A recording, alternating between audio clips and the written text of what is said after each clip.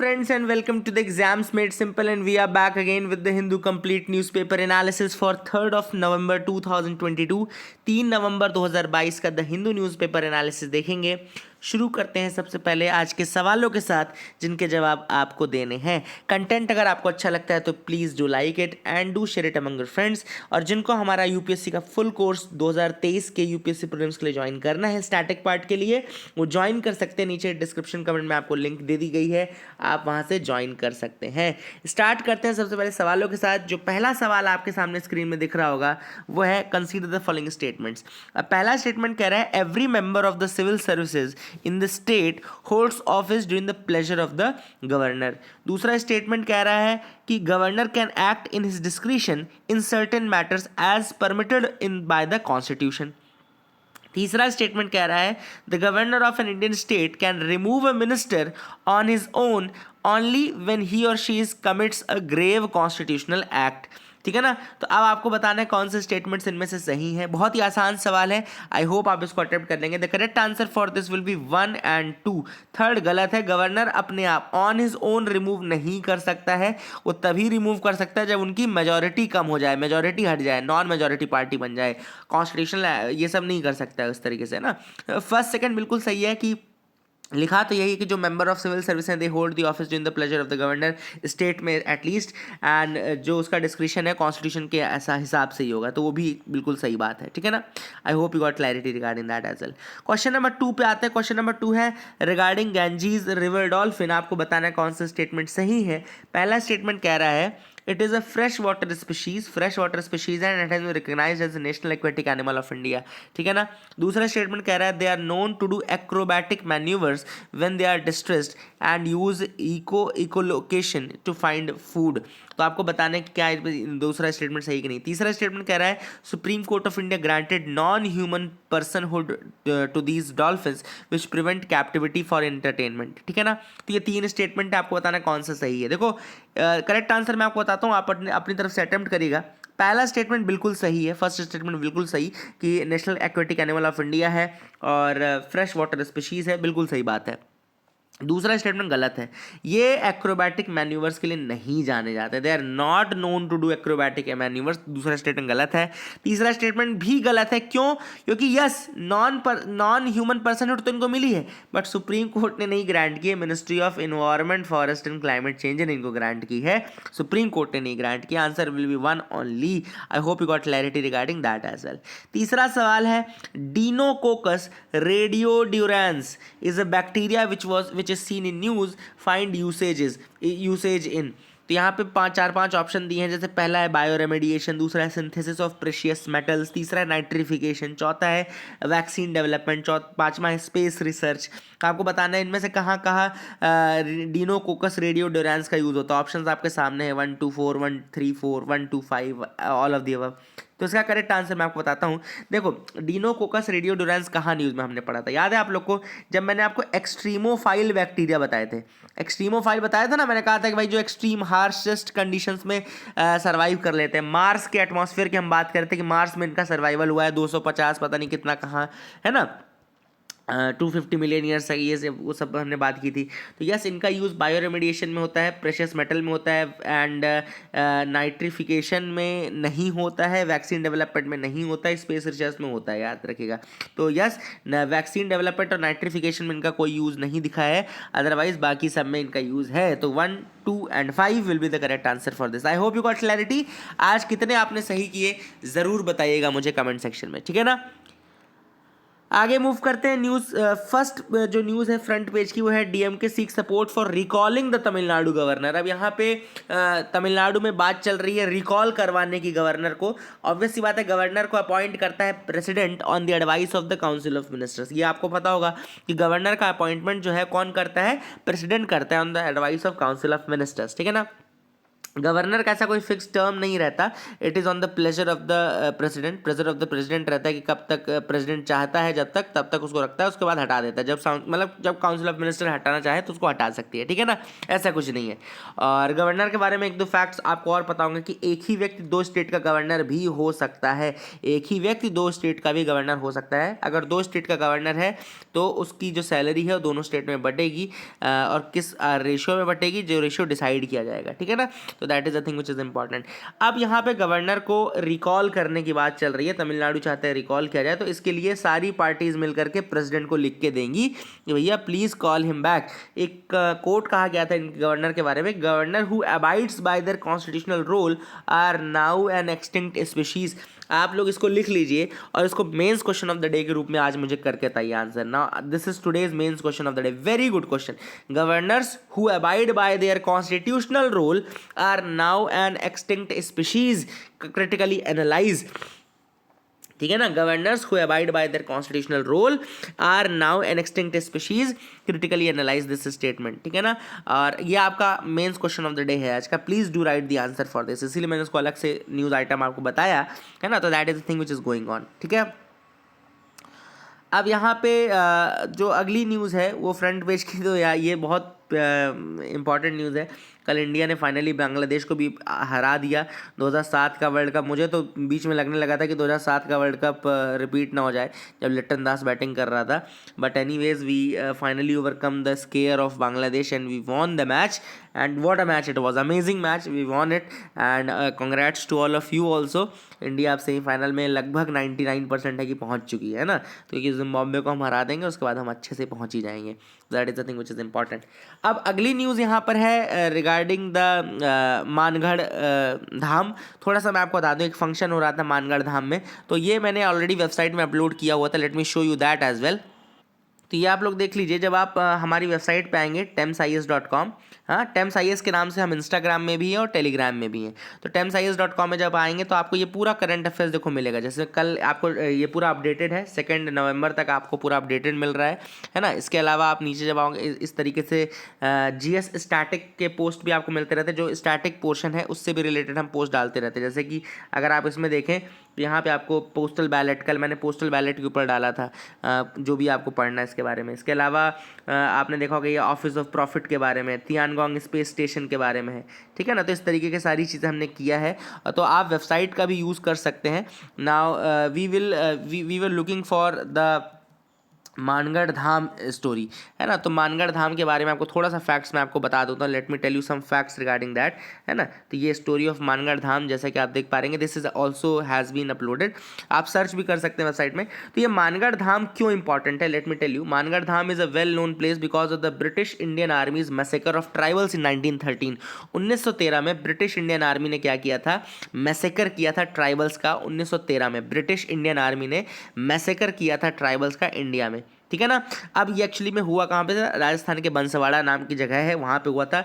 तो 17 नवंबर 1913 में British Indian army ने ओपन कर दिया फायर ऑन प्रोटेस्टर्स, जो कि डिमांड कर रहे थे किस चीज़ का, abolition of bonded labour system, जो बॉन्डेड लेबर सिस्टम है उसका एबोलिशन करना चाहते थे, and reduction in heavy agricultural taxes, जो हैवी एग्रीकल्चरल टैक्स इनके ऊपर लगाया जा रहा था by the princely state rulers, उसको डिमांड कर रहे थे कि कम किया जाए। तो लगभग 1500 Bhil tribals and forest dwellers थे, लगभग 1500 Bhil tribals and forest dwellers थे जो कि वहाँ पर गए और वहाँ पर उनके ऊपर गोली चला दी गई ब्रिटिश इंडियन आर्मी द्वारा। Govind Guru, he was a social reformer, he led the tribals in southern Rajasthan. ये बंसवाड़ा नाम की जगह में यहाँ पे गोविंद गुरु नाम के जो सोशल रिफॉर्मर थे ही मतलब उन्होंने इनको लेकर के गए आगे। And because of the importance of Mangarh Dham, the CM of Rajasthan wants national monument tag for it. तो नेशनल मॉन्यूमेंट का टैग चाहते हैं मानगढ़ धाम के लिए, जो वहाँ के CM हैं। तो this was the story behind that, यही फंक्शन हो रहा था। I hope you got clarity, that is the thing which is important. आगे मूव करते हैं, curious collage shows rhino horns are shrinking. अब ये इंपॉर्टेंट एक रिसर्च सामने आई है, ये रिसर्च किया गया है by seeing the images which are maintained by the Rhino Research Center।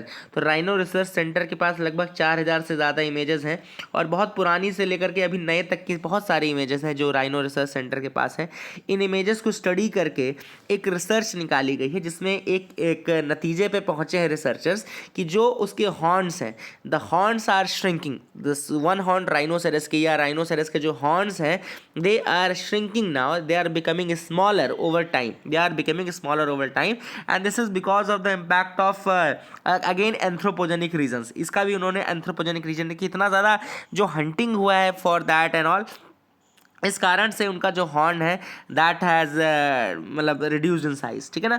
The study was published in the latest edition of people and nature and ये ब्रिटिश इकोलॉजिकल सोसाइटी ने इसमें ब्रिटिश इकोलॉजिकल सोसाइटी की research है। किसकी research है? British ecological society की research है। RRC यानी कि राइनो रिसर्च सेंटर के फोटोज़ का इस्तेमाल किया गया था in order to study that. And rhinos के जो हॉर्न्स हैं उनका यूज़ बहुत ज़्यादा कल्चर में, बहुत ज़्यादा उसकी वैल्यू है। राइनो के हॉर्न की वैल्यू बहुत ज़्यादा है कल्चर में एंड इस कारण से कई लोग इसको हंट भी करते हैं फॉर हॉर्न्स एंड ऑल। तो नॉट दैट इज थिंग। और राइनो के टोटल 5 स्पीशीज़ हैं, ये भी याद रखिएगा, राइनो के 5 स्पीशीज़ हैं। और कुछ एक्स्ट्रा फैक्ट्स आपको बता दूं, राइनोसेरस जो वर्ड है राइनोसेरस, उसको 2 वर्ड से बना है। एक राइनो का मतलब होता है नोज और सेरस का मतलब होता है हॉर्न। तो नोज एंड हॉर्न इस कंबाइंड वर्ड होता है राइनोसेरस। ठीक है ना। तो rhinoceros is most commonly abbreviated as rhino only. ठीक है ना। तो राइनो यानी नोज, सेरस यानी हॉर्न। 5 एग्जैक्ट स्पीशीज़ है राइनो के, जिसमें वाइट एंड ब्लैक जो कि अफ्रीका में होते हैं, देन इंडियन राइनोसेरस, देन जावन rhinoceros and Sumatran rhinoceros. White black 2 हो गए अफ्रीका वाले और इंडियन, जावन एंड सुमात्रन ये सदर्न एशिया वाले हो गए। ठीक है ना। That is the thing which is important. अब स्टडी ने यह भी पता किया कि जो रेट ऑफ डिक्लाइन हॉर्न का है वो हाईएस्ट है क्रिटिकली इंडेंजर्ड सुमात्रन राइनो में। That is highest in critically endangered Sumatran rhino. तो इसका मतलब आपको अपने को एक फैक्ट और पता चल गया कि जो सुमात्रन राइनोसेरस है वो क्रिटिकली इंडेंजर्ड है। और ये जो डिक्लाइन ऑफ हॉर्न है, मतलब साइज जो घट रही है, सबसे कम घट रही है वाइट राइनो में जो कि अफ्रीका में पाया जाता है। ठीक है ना। That is the thing which is important. And Africa में जो वाइट राइनो पाया जाता है it is the most commonly found species in the wild, most commonly species in the wild and in captivity. ठीक है ना। तो these are the facts which are used regarding that। अब आपको मुझे बताना है कि what is the IUCN status of Indian rhinoceros and Javan rhinoceros। ठीक है ना। ये दोनों आप मुझे बताइएगा। ठीक है। I hope you will tell me in the comment section below। ये आपके लिए होमवर्क टाइप का समझ लीजिए। कर्नाटका टू इंट्रोड्यूस 10 मिनट्स ध्यान in school and PU colleges. यहाँ पे कर्नाटका के मिनिस्टर ने कहा है कि दे विल इंट्रोड्यूस 10 मिनट ध्यान इन स्कूल्स एंड PU कॉलेजेस। कुछ लोग इसका अपोज कर रहे हैं, उनको कहना ये है कि सेक्शन 29 जो है यानी कि right of childrens to free education, free and compulsory education act जो है, right of children to free and compulsory education, right to education act को मिला करके उसका सेक्शन 29 जो है उसका ये कहना है कि कॉम्पिटेंट अथॉरिटी, केवल और केवल कॉम्पिटेंट अथॉरिटी यानी कि department of the state educational research and training, they can prescribe the scholastic and non scholastic activities in education institutions. ठीक है ना। तो केवल वही बता सकते हैं कि कौन सी स्कोलास्टिक एक्टिविटीज़ हैं या कौन सी नॉन स्कोलास्टिक एक्टिविटीज़ हैं जो कि वहाँ पे करनी है। तो इसके बारे में केवल वही बता सकते हैं। तो I hope you will remember this section 29(1) और ये बस याद रखिएगा राइट टू एजुकेशन एक्ट का है सेक्शन 29(1) की करिकुलम और क्या चीज़ फॉलो होगी ये केवल कॉम्पिटेंट अथॉरिटी बता सकती है। इनका कहना है department of state educational research and training बता सकती है। ठीक है ना। जो वहाँ के मिनिस्टर हैं उन्होंने अपने आप को डिफेंड करते हुए कहा कि नहीं भैया ये कोई रिलीजियस एक्सरसाइज नहीं है, दिस इज़ नॉट अ ध्यान और meditation is not a religious exercise. Foreigners भी ध्यान करते हैं, फॉरेनर्स भी मेडिटेट करते हैं जिनका रिलीजन हिंदू नहीं होता। तो कुल मिलाकर के ध्यान कोई रिलीजियस एक्टिविटी नहीं है, therefore it can be carried out and ये चीज़ यहाँ पे कही गई है। तो I hope you got clarity regarding that as well. आगे मूव करते हैं। अगली न्यूज़ भी इंपॉर्टेंट है। Uttarakhand defending wrong doings on trees felling in the Corbett. Forest survey of India जो है उसका ये कहना है कि उत्तराखंड वाले एक तो गलत कर रहे हैं और ऊपर से जो गवर्नमेंट है एक तो गलत कर रही है, दूसरा ऊपर से वो ये कोशिश कर रहे हैं कि अपने आप को डिफेंड भी कर लें। तो हुआ क्या था आप सबको पता है, मैंने पहले भी आपको बताया था कि वहाँ पर एक टाइगर रिजर्व बनाया जा रहा है, कॉर्बेट टाइगर रिजर्व बनाया जा रहा है, एक सफारी प्रोजेक्ट बनाया जा रहा है। कॉर्बेट टाइगर रिजर्व में एक सफारी प्रोजेक्ट बनाया जा रहा है जिसका नाम है पखरो टाइगर सफारी प्रोजेक्ट। क्या नाम है? पखरो टाइगर सफारी प्रोजेक्ट, ठीक है ना। अब यहाँ पे पखरो टाइगर सफारी प्रोजेक्ट के लिए कहा गया है फॉरेस्ट सर्वे ऑफ इंडिया के द्वारा कि केवल उनको 163 पेड़ काटने की परमिशन थी, लेकिन उन्होंने 6000 से ज़्यादा पेड़ जो है वो काट दिए। They have cut more than 6000 trees. तो उसके बारे में उन्होंने पूछा है। नाउ जो उत्तराखंड की गवर्नमेंट है उसका कहना यह है कि भैया आपने कौन सी मेथोडोलॉजी का इस्तेमाल किया है, which methodology are you using. तो मतलब they are questioning the forest survey of India. तो फॉरेस्ट सर्वे ऑफ इंडिया इस बात में गुस्सा हो गया। उसने कहा कि देखो आप एक तरह से तो आपने गलत किया, हमारे ऊपर क्वेश्चन करके आप what you are doing is actually you are supporting that act, ठीक है ना। फॉरेस्ट सर्वे ऑफ इंडिया आपको पता होना चाहिए, ये थोड़ा मैं फैक्ट बता दूं, लिख लीजिएगा। फॉरेस्ट सर्वे ऑफ इंडिया जो है वो एक 1981 में बना था। हेडक्वार्टर इसका देहरादून में है, उत्तराखंड में, देहरादून उत्तराखंड में इसका हेडक्वार्टर है। और ये government of India ministry of environment forest and climate change के अंतर्गत आता है, याद रखिएगा। It's a government of India ministry of environment forest and climate change के अंतर्गत आता है। एंड ये फॉरेस्ट सर्वे कंडक्ट करता है, पीरियोडिकली मॉनिटर करता है लैंड एंड फॉरेस्ट रिसोर्सेज के चेंजेस को, ठीक है ना। ये सारी चीज़ें करने का काम जो है वो इसका है, ठीक है ना। फॉर्मेशन इसका 1981 में हुआ था, हेडक्वार्टर देहरादून में है, ये मैंने आपको ऑलरेडी बता दिया। तो ये आप याद रखिएगा, ठीक है। So that is the thing. मुझे पखरो टाइगर रिजर्व जरूर याद रखना, ये आप नाम याद रखना का। अगली न्यूज़ देखो, लिखा है Manmaram heronry in Kerala set to get a new lease of life. तो लिख लो इसको, मनमारम हेरोनरी। अब हेरोनरी का मतलब क्या होता है? It is a breeding ground of Heron's. Heron's, ठीक है ना। हेरॉन यानी जब आप पढ़ेंगे तो बगुला, बगुला बोलते हैं, बगुला बोलते हैं ना, बगुला जिसको हम बोलते हैं। तो हेरॉन इज एक्चुअली बगुला, it's a bird actually. And Malabar region, Kerala Malabar region का ये largest breeding ground of herons है in Kerala's Malabar region. And it set to get a fresh lease of life. और ये because of Kerala state biodiversity board उसमें intervene किया उसने।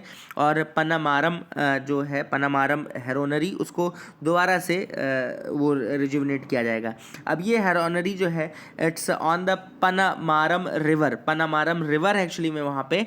And it is the breeding ground of 9 species of water birds. 9 species हैं water birds की जिनके ये जिसका ये ब्रीडिंग ग्राउंड है, जिसमें आती हैं आपका black headed ibis, purple heron, large एग्रेट, median एग्रेट, little एग्रेट, pond heron, night heron, little cormorant. ये स्पीशीज़ हैं, इनके नाम याद रखिएगा। ये सब क्यों? क्योंकि यूपीएससी पूछ सकता है कि क्या है ये बर्ड्स हैं, है ना। जैसे मान लो पूछे ब्लैक हेडेड आइबिस, लिख लो इसको, black headed ibis. Purple heron, heron तो नहीं पूछेगा क्योंकि हेरॉन से आपको पता चल जाएगा बर्ड है। लार्ज एग्रेट पूछ सकता है, लिटिल एग्रेट पूछ सकता है, मीडियन एग्रेट पूछ सकता है, और लिटिल कॉर्मोरेंट पूछ सकता है, क्योंकि यहाँ पे कंफ्यूजन होगा। तो ये बर्ड के स्पीशीज हैं, ये आप लिख लीजिएगा, वाटर बर्ड्स हैं ये, ठीक है। I hope you got clarity regarding this news item as well, आपको समझ में आ गया होगा। आगे मूव करते हैं एडिटोरियल पार्ट में। The most dangerous movement since 1962। अब दो बस चीज़ों को इन्होंने कंपेयर किया है ऑथर ने। 1962 का जो क्यूबन मिसाइल क्राइसिस था और अभी का जो यूक्रेन रशिया वॉर है। उन्होंने कहा कि एक तो 1962 का टाइम क्यों खतरनाक था, क्योंकि उस समय कोल्ड वॉर बहुत अपने पीक पे था और न्यूक्लियर मिसाइल्स, लगभग न्यूक्लियर वॉर एक तरीके से होने ही वाला था। तो that was a very dangerous movement, उसमें बातें नहीं चल रही थी। एंड ऑथर ने कहा कि उसके बाद जो दूसरा ऐसा मूवमेंट आया वो इस बार का मूवमेंट आया है। इस बार फिर से मतलब सॉरी नॉट यूएसएसआर, इस बार फिर से जब रशिया यूक्रेन का वॉर हुआ है, तो this is the second movement after that 1962 जब इतना बड़ा थ्रेट सामने आया है। और कारण कहीं ना कहीं सेम है। 1962 में भी क्या हुआ था, वही चीज़ हुई थी कि अमेरिका चाहता था नाटो को एक्सपैंड करना, और नाटो को एक्सपैंड करके रशिया के पास ले जा रहा था। आज भी वही प्रॉब्लम थी, यूक्रेन रशिया नाटो के अंदर आना चाहता था और नाटो वही चाहता था कि किसी के तरीके से रशिया के बॉर्डर तक पहुंचा जाए। और वही दोनों उसमें ये सिमिलैरिटी भी है। दूसरी सिमिलैरिटी ये भी है कि तब भी मतलब जो रशिया है, रशिया जो था वो अपने आप को डिफेंड अपने आप को जस्टिफाई कर रहा था। 1962 में भी कह रहा था कि नहीं हम तो बस ऐसे ही कर रहे हैं, यहाँ खड़े हैं, ऐसे खड़े हैं। और अभी भी रशिया यही डिफेंड कर रहा है अपने आप को यूक्रेन में, ये बोल करके कि वहाँ के लोगों को हम फ्री करना चाहते हैं, जो लोग फ्री होना चाहते हैं because of the operation of the Ukrainian regime. तो वहाँ पे भी डिफेंड कर रहा था रशिया अपने एक्ट को, और यहाँ पे भी रशिया अपने एक्ट को एक लीगल एक्ट के रूप में जस्टिफाई कर रहा है, ठीक है ना। That is happening here as well. लेकिन हर चीज़ सेम नहीं है, definitely everything is not same in both of these, है ना। बिकॉज जो क्यूबन मिसाइल क्राइसिस है वो रिजॉल्व हो गई थी even before the war started, है ना। तो द डिफरेंस इज दैट कि the Cuban missile crisis was resolved even before the war started, but यहाँ पे अगर हम देखें तो 24 फरवरी से फुल फ्लेजेड वॉर जो है वो स्टार्ट हो गया है and there is no looking back for Russia ना। और रशिया आप पीछे नहीं देख सकता। क्यों नहीं देख सकता? क्योंकि अगर उसने पीछे मुड़ के देखा तो ऑब्वियस सी बात है this will be a weakness of Russia, and जैसे ही रशिया वीक पड़ेगा तो नेटो जो है it will spread its wings to Finland, it will spread its wings to Sweden, to your Ukraine as well. तो ये चीज़ें दिक्कत देने लगेंगी एंड यूक्रेन का भी वो खुल जाएगा। तो रशिया के पास कोई रीज़न नहीं है टर्न बैक करने का, ठीक है ना। और यूएसए भी पूरा सपोर्ट कर रहा है यूक्रेन को। जो चीज़ उस समय चल रही थी वही चीज़ आज भी चल रही है, यूक्रेन को सपोर्ट कर रहा है। Obviously that is going on. तो लेट्स सी कि नाउ क्या होता है। हाँ, अगर आपको ये स्पाइरल, ये ऑथर ने इसको एक स्पाइरल बोला है कि it is a spiral of things, है ना। ये स्पाइरल होता जा रहा है और ये और एस्केलेट होता जा रहा है। तो अगर आपको इस स्पाइरल को तोड़ना है तो we will have to look beyond the personalist view of the conflict. हमको फिर एक पर्सनलिस्ट व्यू, मतलब अपने जैसे हम सब पर्सनल लेकर के बैठे हैं। यूएसए अलग पर्सनल लेके बैठा है, यूक्रेन अलग पर्सनल लेके बैठा है, रशिया अलग पर्सनल लेके बैठा है। तो पर्सनलिस्ट व्यू के आगे आउट देखना पड़ेगा हमको, तभी हमको एम्पैथेटिक तरीके से हम देख सकते हैं अपने राइवल्स को। जब हम अपना अपना नहीं सोचेंगे तभी हम एक मोरल पोजीशन ले सकते हैं, तभी हम एक टफ कॉल ले सकते हैं। तो ये डिसीजन लेने के लिए हमको पर्सनलिस्ट व्यू से हट करके एम्पैथेटिक और मोरलिस्टिक व्यू लेना पड़ेगा। That is what the author is saying in this article. I hope you got clarity regarding that.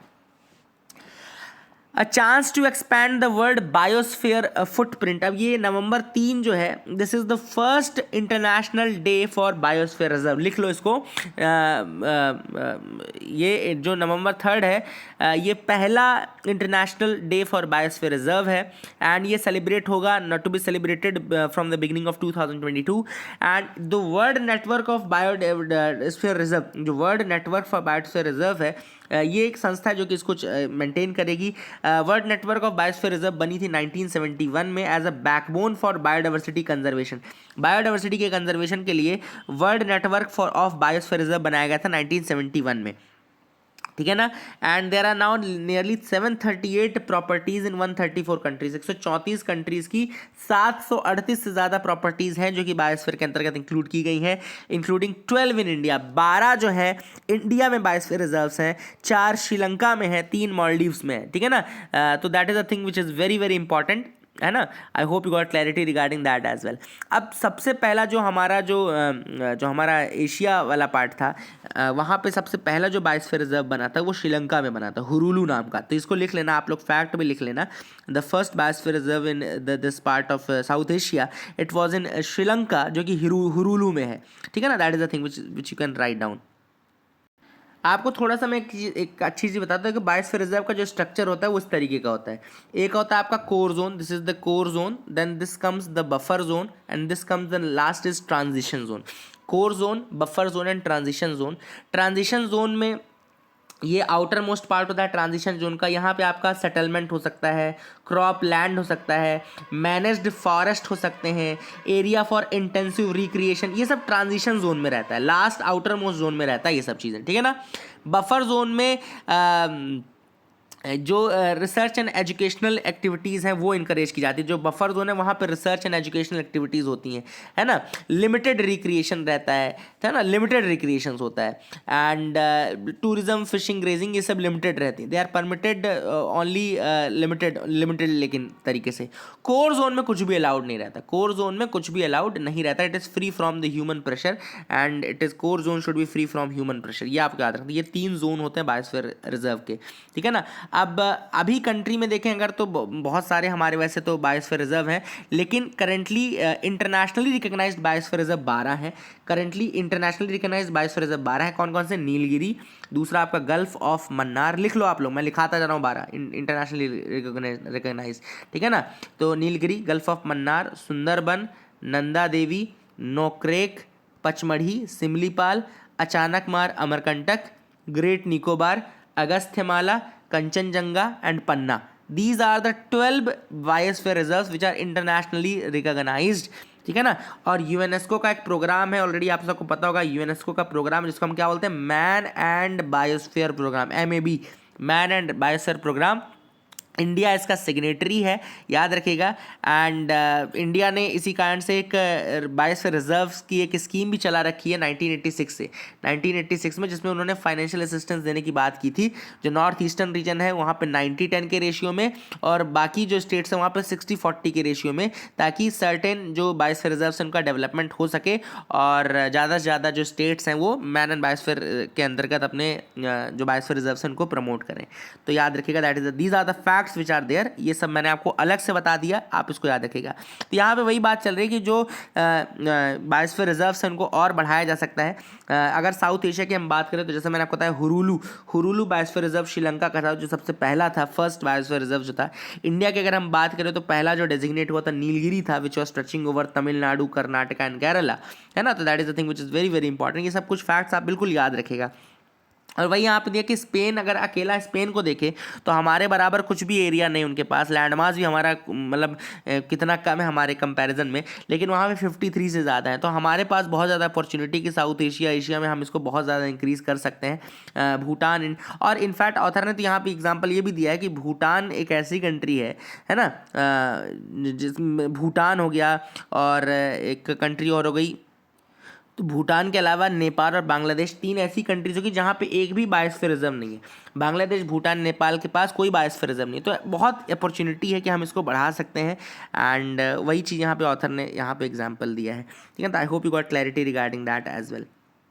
आगे देखते हैं the new hybrid variant of mustard, ये धारा DMH11 जो मैंने ऑलरेडी आपको बताया था, DMH11, और ये अभी GEAC द्वारा अप्रूव कर दिया गया है। अब देखो 2-3 फैक्ट मैं आपको बता दूं, GEAC द्वारा ये पहली बार अप्रूव नहीं किया गया है, 2017 में भी किया गया था, लेकिन कुछ कारणों से इसको स्टे लगा दिया गया था, दोबारा इसको कर दिया गया है नाउ। इसके अलावा BT ब्रिंजल को भी किया गया था, जो सबसे पहला किया गया था वो BT ब्रिंजल था, लेकिन BT ब्रिंजल के ऊपर भी सुप्रीम कोर्ट ने फिर उसमें लगा दिया, उसको क्लियरेंस नहीं दिया, तो वो भी रुका हुआ है, ठीक है ना। DMH11 अभी धारा मस्टर्ड हाइब्रिड 11 जो है वो आ तो क्या है, इसमें टेक्नोलॉजी यूज़ हुई है बारस्टार टेक्नोलॉजी और बारनेस टेक्नोलॉजी, और इसी कारण से कुछ लोग इसके ऊपर आपत्ति भी जता रहे हैं। क्यों? क्योंकि उनका ये कहना है कि जो इसमें जीन है, ये जो बार जीन है, the bar gene, it is an foreign gene, it is a foreign gene, bar gene, and it is use to make it herbicide tolerant. ये इसको हर्बिसाइड टॉलरेंट बनाता है, जो बार जीन है, बार जीन इसको herbicide tolerant बनाता है। ग्लूफोसिनेट ammonium, जो मैंने आपको बताया था, ग्लाइफोसिनेट या ग्लूफोसिनेट ammonium.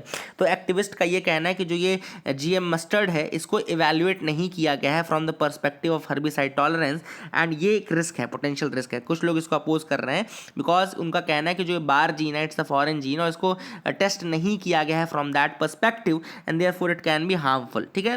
That is the thing which is there. और ऑलरेडी मैंने आपको बताया BT ब्रिंजल को अप्रूवल दिया गया था, the first transgenic food crop जो कि दिया गया था अप्रूवल, GEC 2009 में दे दिया था, बट UPA गवर्नमेंट ने उसको बैन लगा दिया, ठीक है ना। और धारा मस्टर्ड हाइब्रिड को भी पहले DMH11 को भी 2011 में दे दी गए, ठीक है। I hope you got clarity regarding that. Can convicted legislatures B disqualified from assembly? Yes, they can be disqualified. Disqualification कब होता है? When the conviction on criminal charge accompanied by a prison sentence of 2 years and more. मतलब एक जब आपका conviction सिद्ध हो जाए, केवल आपका कन्विक्शन अगर सिद्ध हो जाएगा एक ऐसे केस में, समझना इस चीज़ को, अगर आपका कन्विक्शन सिद्ध हो जाए, सज़ा आपको कितनी पड़ रही मैटर नहीं करता, अगर आपका कन्विक्शन सिद्ध हो जाए एक ऐसे क्रिमिनल केस में जिसमें सज़ा 2 साल से ज़्यादा की है, जिसमें सज़ा 2 साल से ज़्यादा की है, तो उसमें इमीडिएटली आपको क्या कर दिया जाता है, आपको रिमूव कर दिया जाता है, यू आर डिस्क्वालिफाइड। तो सेक्शन 8 जो है रिप्रेजेंटेशन ऑफ पीपल्स एक्ट का, सेक्शन 8 जो है रिप्रेजेंटेशन ऑफ पीपल एक्ट 1951 का, it contains the provisions which are aimed at decriminalising the electoral politics. लिख लो आप लोग, सेक्शन 8 जो है रिप्रेजेंटेशन ऑफ पीपल एक्ट का, वो प्रोविजन रखता है for decriminalising the electoral politics. 2 categories हैं क्रिमिनल केसेस की that attract disqualification upon conviction. 2 categories हैं जिसमें डिस्क्वालिफिकेशन अपॉन कन्विक्शन होता है। पहली category, the offences that entail disqualification for a period of 6 years upon any conviction. First category कौन सी है? ऐसे केसेस जिसमें डिस्क्वालिफिकेशन 6 साल के पीरियड के लिए होता है अपॉन एनी कन्विक्शन। अब मान लो कन्विक्शन सिद्ध हो गया और पनिशमेंट के रूप में फाइन दिया गया है, if the conviction has been established and punishment के रूप में फाइन दिया गया है, then the 6 year period will run from the date of conviction. तो 6 साल का जो पीरियड लागू होगा इनका आपके डिस्क्वालिफिकेशन का, वो कन्विक्शन के दिन से ही लागू हो जाएगा। समझ गए? मतलब सिर्फ फाइन अगर हुआ है तो। बट अगर प्रेजेंट सेंटेंस आ गया, अगर आपको कन्विक्शन में प्रेजेंट सेंटेंस भी दे दी गई, तो डिस्क्वालिफिकेशन होगा। It will begin on the date of conviction and will continue up to the completion of 6 years after the date of release from the jail. मतलब ये बहुत लंबा चलता है, या जेल के रिलीज होने के बाद के 6 साल तक चलता रहता है। तो that is the thing which is important. और जो केसेस इसके अंदर इन्वॉल्व है वो है सेक्शन 153A एनमिटी वाला, जिसमें आजम खान अभी गया है, और सेक्शन 505 हो गया, ब्राइवरी हो गया, या रेप हो गया, इलेक्टोरल ऑफेंसेस हो गए, या फिर rape, cruelty to women, husband and relatives and all, ये सारी चीज़ें। इसके अलावा unlawful activities prevention act, civil rights act, custom act, ये सब कैटेगरी ऑफ ऑफेंसेज हैं that entail disqualification regardless of the quantum of punishment. इनमें क्वांटम ऑफ पनिशमेंट देखी ही नहीं जाती, ठीक है ना, तो रिगार्डलेस ऑफ दैट। और क्या कोई लीगल प्रोटेक्शन है? तो यस, 2013 तक लीगल प्रोटेक्शन थी। उनको 3 महीने का समय मिलता था, 3 महीने केस करने का, और 3 महीने में अगर उन्होंने केस कर दिया तो जब तक केस रिजॉल्व नहीं होता तब तक वो डिस्क्वालीफाई नहीं होते थे। लेकिन lily Thomas versus Union of India case में ये जो क्लॉज था उसको हटा दिया गया, इसको अनकॉन्स्टिट्यूशनल घोषित कर दिया गया, और ये प्रोटेक्शन भी हटा दी गई Lily Thomas versus Union of India वाले केस में। तो ये कुछ चीज़ें थी जो इंपॉर्टेंट थी। I hope you got clarity regarding that as well. Disqualification के रिगार्डिंग मैंने आपको क्रक्स बता दिया, इससे ज़्यादा आपको कुछ भी नहीं पढ़ना है यहाँ पे, ठीक है ना। आगे आप मूव कर सकते हैं मेरे साथ यहाँ पे, you can move ahead with me. तो यहाँ पे भी ऐसी न्यूज़ आइटम नहीं है जो यूपीएससी के हिसाब से आपको एग्जाम इंपॉर्टेंट हो। सेंटर ने फर्टिलाइज़र सब्सिडी डबल कर दी है रबी सीजन के लिए, है ना, बिकॉज प्राइजेस जो हैं बहुत ज़्यादा बढ़ते जा रहे हैं। तो ऑब्वियसली बात है, that's a good thing to do, है ना। DRDO test phase 2 of ballistic missile. तो DRDO ने defence research and development organisation जो है वो ballistic missile defence interceptor missile को का टेस्टिंग कर रही है। Ballistic missile defence interceptor missile, ballistic missile defence interceptor missile का टेस्ट कर रही है। तो लिख लो इसको, इसका नाम है AD-1। It's a long range interceptor missile. AD-1 it's a long range interceptor missile which is designed for low exo atmospheric and endo atmospheric interception of long range ballistic missiles, है ना, एज वेल एज एयरक्राफ्ट। तो ये जो AD-1 है, अगर आपसे पूछा AD-1 क्या है, तो AD-1 एक लॉन्ग रेंज इंटरसेप्टर मिसाइल है जो कि डिज़ाइन की गई है एक्सो एटमॉस्फेयर में और एंडो एटमॉस्फेयर में इंटरसेप्शन करने के लिए, लॉन्ग रेंज बैलिस्टिक मिसाइल का और एयरक्राफ्ट्स का, ठीक है ना। याद रखिएगा, propelled by 2 stage solid motor and equipped with indigenously developed advance control system. तो 2 स्टेज सॉलिड मोटर इंजन है और advance indigenously developed advance control system इसके अंदर है। तो I hope you got clarity regarding AD-1 as well. और ये DRDO का जो है वो भी आपको समझ में आ गया होगा। I hope you got clarity. Pahadi ethnic community added to the scheduled tribe list of Jammu and Kashmir. तो National Commission for Scheduled Tribes जो है उसने it has now cleared the way of inclusion of Pahadi ethnic group into the scheduled tribes of Jammu Kashmir. तो जम्मू कश्मीर के scheduled tribes में include कर दिया है पहाड़ी ट्राइब को, है ना। इसके अलावा 3 ट्राइब्स और हैं, Paddari tribe, Koli tribe and Gadda Brahmin tribe. 3 tribe हैं, Paddari tribe, Koli tribe and Gadda Brahmin communities to be included on the scheduled tribe list of Jammu and Kashmir. ये भी the proposal was given by the commission as well. ये भी कमीशन ने ही दिया है and that is the thing which is important. अब आपको ये पता होना चाहिए जो पीर पंजाल वैली है, ये मिडिल हिमालयाज वाला पार्ट है, पीर पंजाल वैली वाला जो पार्ट है, यहाँ पे गुज्जर और बकरवाल रहते हैं जो कि ऑलरेडी ST ट्राइब्स हैं। They are already ST tribes, और उन्होंने इसमें काफ़ी अपोजिशन किया था कि इनको आप पहाड़ी ट्राइब्स को ना इंक्लूड करें। तो that is the thing which is going on. So I hope you got clarity regarding all these things. आपको समझ में आ गया होगा। That is it for the day. Keep loving us, keep sharing us. Thank you, have a nice day.